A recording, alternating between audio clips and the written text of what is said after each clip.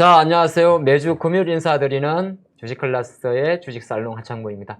오늘은 긴급 진단 관점으로 한번 이 방송을 준비를 해봤습니다. 예, 오늘 9월 증시가 상당히 추석을 앞두고 상당히 큰 풍파를 맞았는데, 그래서 그동안 주식살롱에서는 우리가 섹터 위주로 많이 이야기를 했는데, 오늘은 증권사 투자전략팀에 근무하시는 분을 모셨습니다. 바로 이분입니다.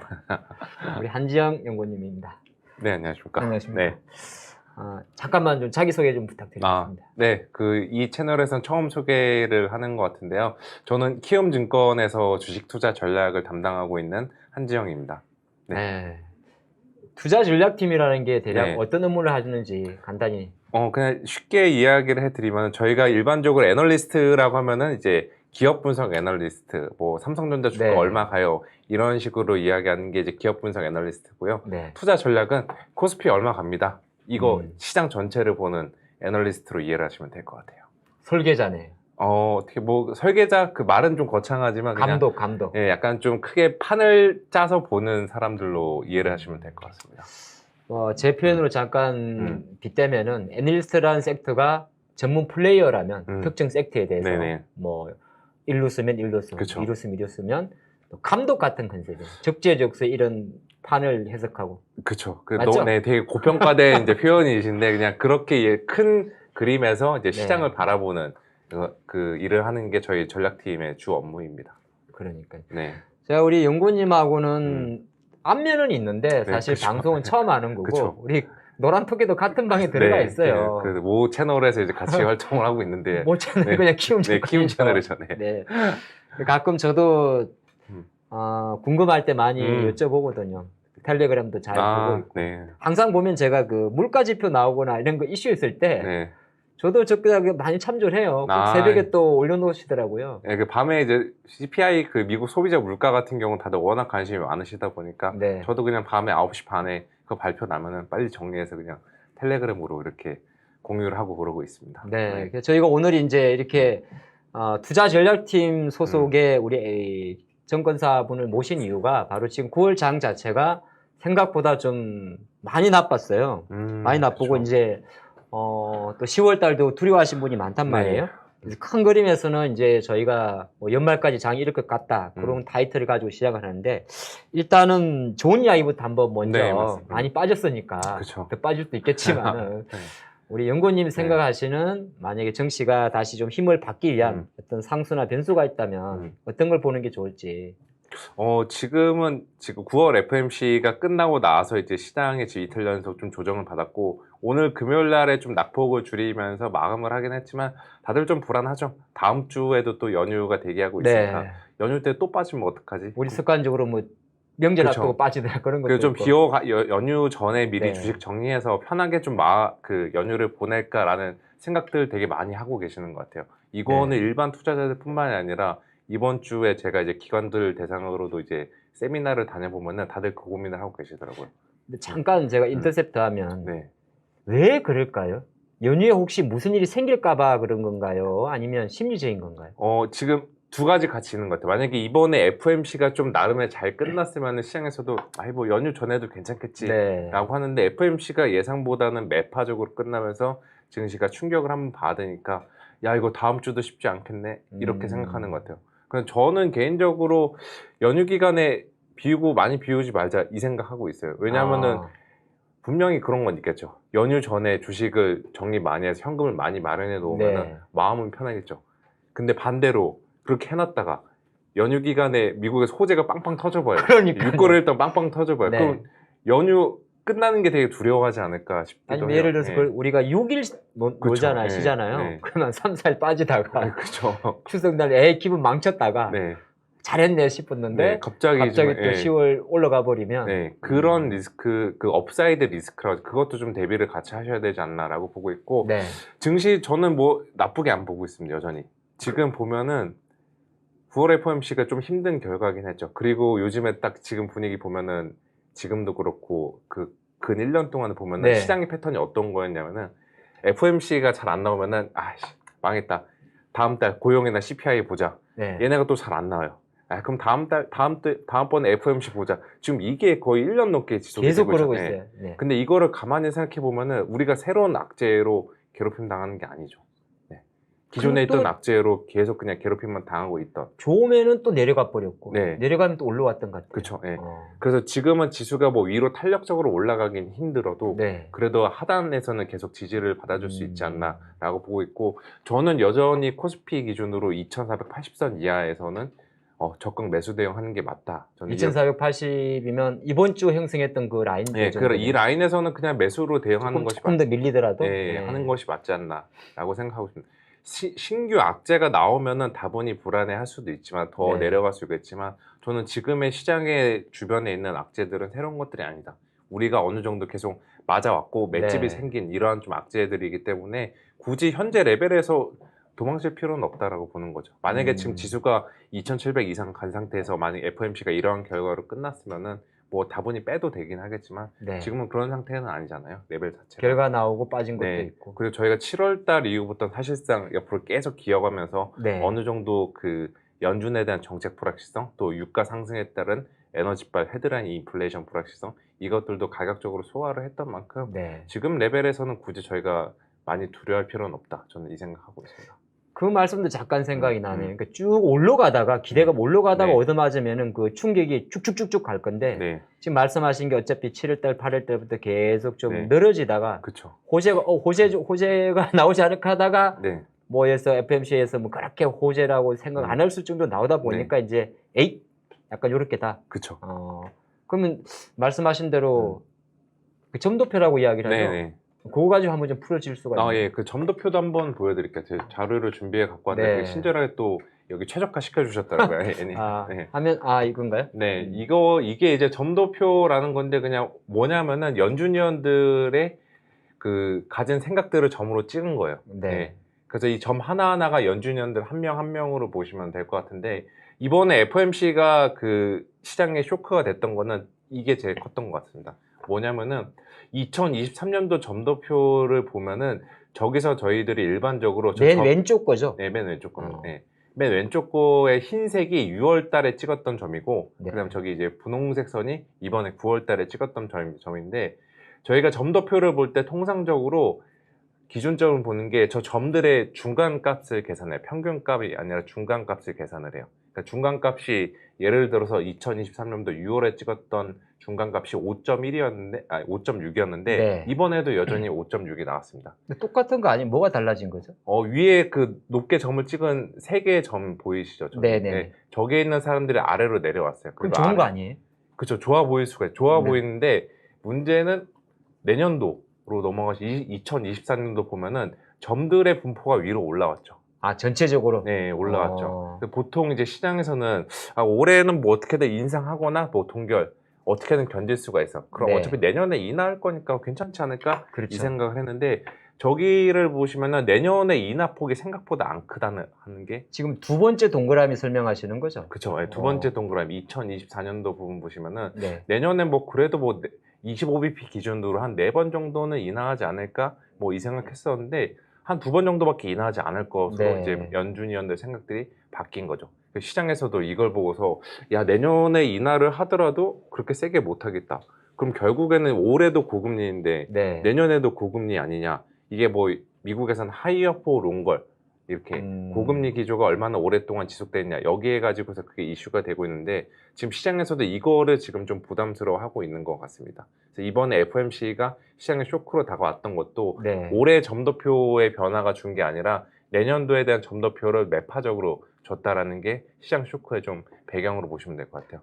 그러니까 지금 가운데 동그라미에 지난 6월 달 거, 가운데 동그라미 내에서 흰색이 6월 달 점도표고, 그쵸. 오른쪽이 보라색이 네. 이번 9월 달 건데, 네. 6월 달 걸 보니까 앞자리가 안 바뀐 거네요. 6월 달에는 잘하면은 4번 정도라면은 그쵸. 네. 5%가 바뀔 4가 찍을 수 있는데, 네. 저 점도표 놓고 보면 여전히 5자를 유지할 수 있는 가능성. 그렇죠. 네. 시장은 이 5%대의 금리를 되게 부담스러워하는 거죠. 그러니까 이거를 우리가 견딜 수 있을까? 근데 연준 왜 쟤들 저렇게 세게 이야기하지? 이거에 대해서 지금 혼란들이 오면서 네. 증시가 충격을 받았고, 그 여파로 이제 주식시장에 가장 좀 민감하게 영향을 주는 미국의 국채금리, 뭐 예를 들어 10년물 국채금리가 지금 4.5까지 한번 갔다 네. 왔습니다. 이게 거의 뭐 2007년 이후 금융위기 이전에 가장 최고치 수준까지 올라온 만큼 시장은 여기에 대해서 지금 계속 부담을 느끼고 있는 것 같아요. 그래서 이번에 이제 이러한 문제를 해결이 되려면은 가장 좋은 거는 금리가 내려가면 되죠. 예. 국채금리? 예, 금리가 빠지면 되죠. 예, 금리가 빠질 만한 요건들은 한 뭐 여러 가지가 있는데 네. 대표적으로 이제 그 물가나 고용 지표가 이제 생각보다 안 좋게 나오면은 이제 지표가 나빠야 된다. 나빠지면은 금리가 빠질 경기 둔화에 대한 리스크. 그리고 혹은 내일부터 다음 주부터 연준 위원들의 발언이 줄줄이 예정이 되어 있어요. 얘네들이 예상보다는 우리가 뭐 이번에 FOMC보다는 좀 덜 매파적으로 말한다면은 네. 금리가 내려갈 수 있는 문제가 되겠죠. 그래서 이들도 솔직히 잘 모르는 것 같아요. 연준 위원들도. 예. 맨날 보면 예, 맨날 데이터를 보고서 결정하겠다 그 이러잖아요. 세인트루이스 총재인가요? 예. 그분 원래 매파죠. 예, 그쵸. 근데 맨날 가끔은 중간중간에 약간 비둘기 척을 할 때가 있어요. 그쵸. 그리고 우리- 파월 의장도 지금 마찬가지라고 보시면 그쵸. 돼요. 그 얘네들이 모른다는 걸 제가 얼마나 체감할 수 있냐면은 잭슨홀 미팅 때 생각해 보시면은 파월 의장이 그 공식성상에서 그 네. 공개적인 자리에서 시적인 표현을 썼잖아요. 우리는 먹구름이 낀 하늘에 별을 보고 가는 존재다.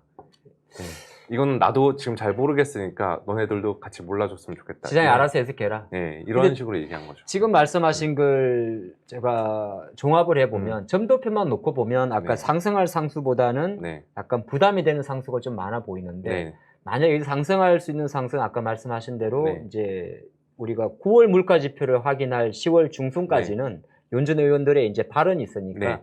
발언 하나하나에 이제 약간 등락을 보인다면 추세적으로 가는데 좀 잡아줄 수 있다. 그렇게 보시는 겁니다. 네, 맞습니다. 국채금리가 슈팅 나는 거에 대해서는. 네, 최금리 그래서 아마도 그 다음 자료도 한번 좀 같이 보여주시면, 볼까요? 네네. 네. 이것도 오늘 아침이죠. 그러니까 네. 우리나라 시간 금요일 날 새벽에 블룸버그에서도 긴급 설문조사를 한 번 했어요. 국채금리 계속 쭉쭉 올라가니까. 네. 블룸버그 사용자들을 대상으로 설문조사를 했다는 거는 블룸버그는 대부분 다 전문적인 기관들을 쓰니까 글로벌 기관 투자자들 대상으로 설문조사를 한번 해봤습니다. 그래서 여기 내용이 국채금리 정점이 어딜까? 꼭지가 어딜까? 네. 라고 하니까 이제 22%는 이미 꼭지다. 그 다음에 그 30%는 꼭지 4.5% 이하에서 좀 되지 않을까라고 했고 나머지 이제 48% 거의 절반은 4.5% 이상 좀 올라가겠다. 지금 10년물이 한 4.4 정도 하죠. 네, 내려왔죠. 4.5까지 갔다가 4.4까지 내려왔죠.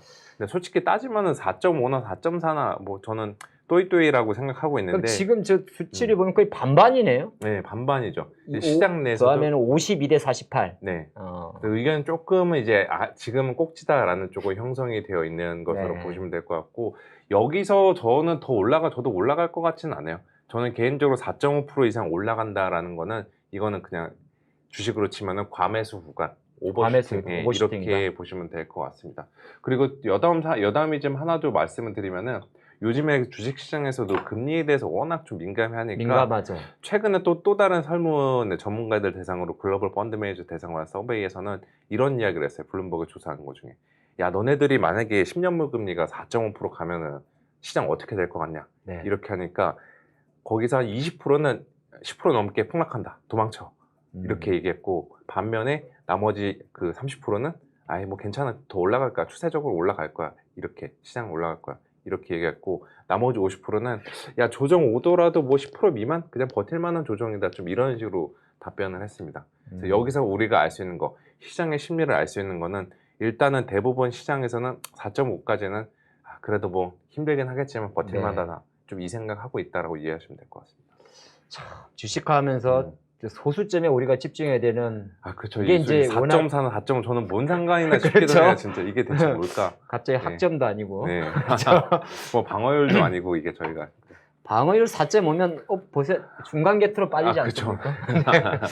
그러니까 이제 약간 이거는 상수와 변수 같이 존재라는 거네요. 그러니까 만약에 상승을 제약한다면 잘 꺾이지 않는 이제 고공권의 국채금리 그리고 이제 만약에 또 정시에 반등하려 그러면 또 최근에 어쨌든 요거 FMC 앞두면서 바짝 치고 갔으면서 한 번 더 발표하면서 한 번 더 정점을 찍어준 거잖아요. 그렇죠, 맞습니다. 제가 보니까 이거 FMC 딱 발표 나면서 그때부터 팍팍 올라갔더라고요. 금리가 쭉쭉 올라오고 시장은 쭉쭉 빠졌었죠.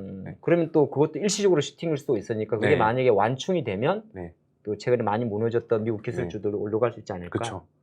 그리고 연준도 결국에는 그 데이터를 보고서 후행적으로 보는 사람들이라고 저희가 다 알고 있잖아요. 그건 저도 맞다고 생각하고 있고 만약에 10월 달에 나오는 지표들 4분기부터 나오는 지표들이 부정적으로 나오면은 연준도 톤을 또 바꿀 거예요. 이번에 9월 FOMC 때 성장률이랑 실업률 전망치를 낙관적으로 상향 아주 조정했잖아요. 경제 전망에 대해서는 긍정적으로 했더라고요. 그렇죠. 예. 근데 얘네들이 제가 봤을 때 12월 달에 또 하향 조정할 것 같아요. 저는 개인적으로 4분기부터 발표된 데이터들, 네. 미국의 소비 지표나 생산이나 고용들 더 안 좋게 나올 것 같습니다. 얘네들도 또 이걸 가지고서도 반영해서 12월 달 FOMC 때 경제 전망 하향 조정할 것 같아요. 그럼 아까 봤던 네. 그 점도표가 네. 1년에 4번 네, 나오잖아요. 그쵸. 지금 우리가 9월 점도표를 보면서 내년도 금리가 내려봤자 잘해야 2번 정도 네, 그쵸. 하지만은 또 12월 점도표에 따라서 네. 또 바뀔 수 있는 거잖아요. 그렇죠. 점도표로 저는 너무 우리가 너무 믿으면 안 된다고 그러니까 생각하고 저게 점이 네. 점 찍는 거잖아요. 네, 그죠? 그쵸. 네. 가령 예를 들어서 그 연준년들이 잘못 찍었다. 아니, 잘못 찍은 거 있었어요. 왜냐면은 대표적인 사례가 손 떨려가지고. 2021년도에 그 연준의 점도표를 보면은 네. 2021년도에 찍었던 내년도 점도표를 보면은 네. 금리 인상 2번 한다 했어요. 잘못 찍었어요. 아니요, 그때 시장 얘들도 잘못 봤다는 거. 근데 야. 2020년도에 금리 거의 뭐 400bp 이렇게 인상을 했잖아요. 예. 얘네들도 결국에는 사람이고 그때그때 상황에 따라서 수시로 달라지는 그 애들이다. 그럼 이제 점도표라는 게 어떻게 보게 되면 연준 의원들이 저기에는 이제 18분이 그쵸, 점을 네. 찍죠. 그 중에서 이제 투표권이 있으신 분도 있고 없으신 분도 그쵸, 있을 건데, 네. 그러니까 너는 앞으로 금리가 어떨 걸까에 대한 어떤 결과를 네. 모는 종이 한번 찍어봐라. 그쵸. 그거의 통계치라 보면 되는 거죠. 그렇죠. 네. 그래서 뭐 그 옛날 노래 가사 중에 그런 거 있잖아요. 그 님이라는 글자에 점 하나를 찍으면 남이라고. 그러니까. 지금은 일단 얘들이 우리한테 남이 된 것 같은데 네. 12월로 넘어가면 다시 우리의 님이 되지 않을까 이 생각하고 있죠. 좋습니다. 그러면 또 한 가지 이거는 제가 준비하지 않았던 네. 질문인데 네. 유가 이야기를 많이 하잖아요. 아, 그렇죠. 유가 이야기를 많이 하다 보니까 또 10월 달에 또 우리가 어쨌든 또 한 중간에 이벤트는 또 물가 발표니까 그렇죠. 네. 유가 전망은 뭐 최근에 또 올라가니까 다 여기저기서 뭐 100불 간다 뭐 난리. 그 우리 약간 마바라 골드만님들 또 99달러 외치거든요. 네네. 유가에 대한 생각과 이게 제가 생각할 때 생각보다 유가가 최근에 한 달 동안 올라가면서 네. 정시에는 글쎄 뭐 아직까지는 잘 모르겠는데 네. 충격을 주는지는 모르겠는데 유가의 흐름하고 이게 앞으로 시장에 어떤 영향을 미치는지에 대해 생각을 하신다면 그 유가는 지금 상승 동력은 저희 많이 소진해 간 것 같아요. 그동안 유가가 지금 7월 달 이후로 거의 3개월 놓고 7, 8, 9 네. 3개월 동안 거의 뭐 20% 이상 30% 가까이 75, 올랐는데 예. 그렇죠. 많이 올라왔죠. 그 올라왔던 동력은 공급단에서 계속 그 동력대로 감산. 예. 사우디가 100만 배럴 감산한다고. 근데 네. 사우디 이외 국가들은 감산할 의지가 요즘에 별로 없어 보입니다. 왜 러시아도 감산한다고? 예, 러시아랑 사우디랑 러시아 이쪽 음. 외에 다른 쪽들은 감산할 만한 의지가 별로 없어 보인다라는 네. 것도 있고, 그리고 또 다른 중요한 거는 유가를 결정하는 요인들은 공급뿐만이 아니라 수요죠. 네. 수요도 지금 여기서 더 좋아지기는 어려울 것 같아요. 중국 뭐 데이터 돈다고 해서 수요 좋아진다. 이걸로도 9월달에 유가 한번 위로 슈팅 나긴 했는데 네. 중국은 저는 개인적으로 경기 예전처럼 살기가 어렵다라고 보고 있습니다. 민간 쪽에서도 지금 투자 의지도 약하고 내수 쪽 그 소비자들 사이에 소비자들도 예전만큼 저축력들 그 구매력들이 많이 약화된 상태거든요. 그래서 중국 정부 측에서 드라이브를 걸어서 증시 부양은 하고 경기 부양하더라도 네. 예전만큼 경기가 세게 살아날 것 같지는 않아요. 그래서 음. 이런 수요 측면에서 취약함들, 또 유로존도 요즘에는 거의 아사 상태에 들어간 안 상태고, 좋더라고요. 예. 미국도 지금 초과 저축 그동안 쌓아놨던 거 9월부로 거의 다 소진이 된 것으로 연준에서 추산을 하고 있습니다. 네. 소비 여력들이 줄어들고 있다는 거, 이것들을 종합해 보면은 지금 공급단에서는 유가를 밀어올릴 만 힘들은 있긴 있는데 수요단에서는 계속 약화가 되고 있다라고 보면은 100불 이상 가기는 좀 어렵지 않나 이렇게 생각하고 그럼 있습니다. 유가의 최근 상승 공급 단위가 확실히 크면 공매도로 치면 쇼스키즈 난 거네. 그렇죠. 그렇게 보시면 될 것 같습니다. 이렇게 탑승. 맞아. 원래 원자재가 상당히 투기적이니까. 그렇죠. 예. 그렇게... 그래서 유가가 이제 헤드라인 인플레이션 영향을 주는 것 같은데 저는 개인적으로 9월달, 10월달 평균 유가가 90달러 이상만 안 넘으면은 네. 저는 괜찮을 것 같아요. 작년에 9월, 10월 평균 유가가 91달러 80불대 후반이었거든요. 네. 이걸로 계산해 봤을 때 전년 동월 대비 기저유가를 해보면은 90달러만 지금 안 넘으면은 계속 안 넘으면은 그 헤드라인 인플레이션 영향을 미치는 거 그렇게 크진 않다라고 보고 있고, 가장 중요한 건 연준도 여전히 헤드라인 빼고 코어랑 슈퍼코어 물가 이쪽을 보고 있고, 이 두 개의 물가는 네. 지금 저희가 내려가고 있는 것들을 확인하고 있으니까 유가 10월 달엔 다분히 지켜봐야 될 변수이긴 하지만 얘네가 증시의 판도나 연준의 정책 판도를 뒤바뀔 정도의 그 흐름은 보여주지 않을 거다 이 생각하고 그럼 뭐 유가 올라서 조금 음. 국내 섹터 비해서 항공주나 이런 건 안 그쵸. 좋겠지만은 예를 들어 유가가 너무 지나치게 신경 쓸 필요는 없지 않을까? 네.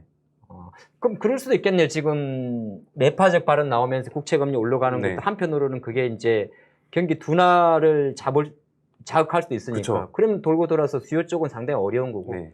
이 공급단 이슈로 가지고 얼마까지 땡기냐의 싸움인데 네. 그것도 이제 좀 체력이 떨어지지 않을까? 그렇죠. 이미 7월 달부터 땡겨왔던 거니까 그 음. 공급단의 이슈들은.